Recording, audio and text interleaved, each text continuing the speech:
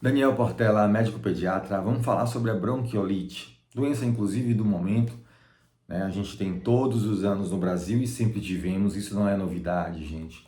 Faz parte da sazonalidade, das épocas do ano que se repetem periodicamente, todos os anos, a circulação de alguns vírus, né?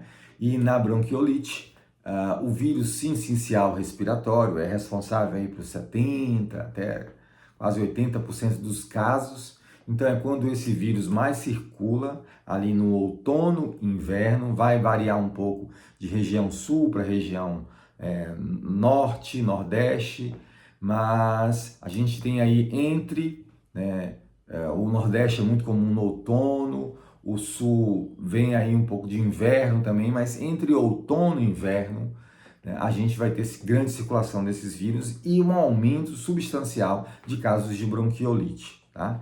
A bronquiolite, eu já fiz vídeo aqui, eu não vou delimitar tanto, porque o objetivo deste vídeo é a gente falar sobre a sibilância, tá? Esse piado, o chiado que acontece no peito, o barulhinho, e esse vídeo veio a partir de uma dúvida, de comentários, por isso é importante você trazer nos comentários aí dúvidas, comentar, compartilhar, se inscrever, além de estimular e impulsionar o nosso trabalho, ok? Então surgiu a pergunta lá, existe bronquiolite sem chiado no peito? Muito boa essa pergunta. Bem, gente, a imensa maioria dos quadros de bronquiolite vão ter sibilância, que é o chiado, o piado, que é um ruído semelhante ao miado de gato, né? Que é mais ou menos assim,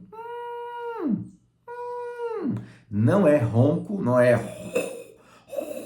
ou uma reverberação, um tremer no peito, ou um barulho de nariz, que é o... As famílias confundem muito ruído, chiado, com qualquer tipo de ruído.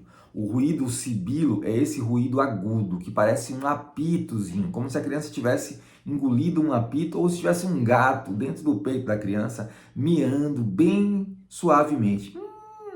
Você é capaz de ouvir encostando o seu ouvido no tórax, né? Na parede, de preferência atrás. Atrás, aqui nessa região, né? Aqui é uma opção, você cola lá o ouvido no seu filho, você pode ouvir isso. É claro que pode ser difícil, né? O profissional de saúde vai conseguir ouvir isso através do estetoscópio, tá? Então, a sibilância, esse chiado, deve acontecer dessa maneira. Ele está presente na imensa maioria dos casos da bronquiolite. O que representa esse chiado? Ele representa uma obstrução, né? O ar que está passando por um caminho estreito, obstruído. Então, os nossos brônquios, bronquíolos lá no final, né, eles ficam inflamados, tem restos celulares, muco, secreção, edema, e esse ar passa com dificuldade. E é por isso que faz esse barulhinho. Imagine o ar passando por um lugar estreito. É por isso que esse ruído sai né? Dessa forma, né? Esse timbre, imagine o ar assobiando um bronquíolo. Então, é isso que acontece. Bem, existem casos de bronquiolite sem chiado?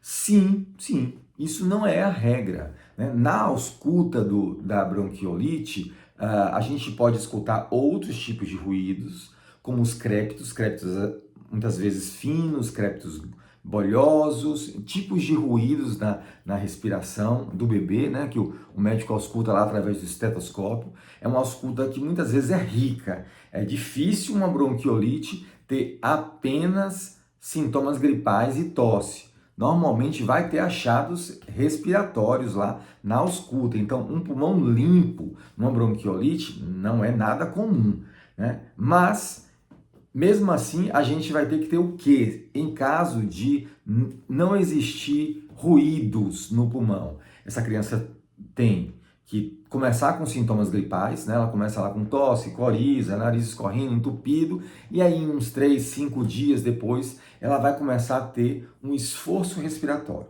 Essa tosse pode piorar, é uma tosse que começa a ser mais insistente, uma tosse seca. Às vezes a criança tosse muito, às vezes pode ficar até roxinha, né, com os lábios roxos. E ela repete muito a tosse. Você percebe que a tosse incomoda a criança muito, é ao longo do dia, uma tosse diurna, não é uma tosse mais noturna, após deitar, é diferente. Então, a tosse da bronquiolite é uma tosse que vai ao dia todo e de dia também. E essa criança começa a ter uma dificuldade de respirar. Ela começa a soprar mais. O tempo que ela vai expirando, jogando o ar para fora, ela faz força na barriga, ela contrai a barriga e você percebe que ela demora mais tempo expirando, ela, como se ela estivesse soprando mesmo. Na barriguinha, você vê a barriguinha subindo do bebê, certo? Então, um bebê pode até não ter sibilância, ruído, esse chiado que a gente falou, mas se ele não tiver sintomas gripais e depois iniciou essa dificuldadezinha de respirar com uma tosse que piorou, uma tosse muito mais evidente, diurna, uma tosse insistente, é o bebê que tosse, tosse até incomodar, tosse a ponto de não conseguir se alimentar direito. Esse é o padrão de tosse que piora. E se não existir isso, começa a enfraquecer a nossa suspeita de bronquiolite, tá? Por que eu estou trazendo isso a partir dessa pergunta que veio no canal? Porque, gente, infelizmente, a gente tem hoje dificuldades de diagnóstico.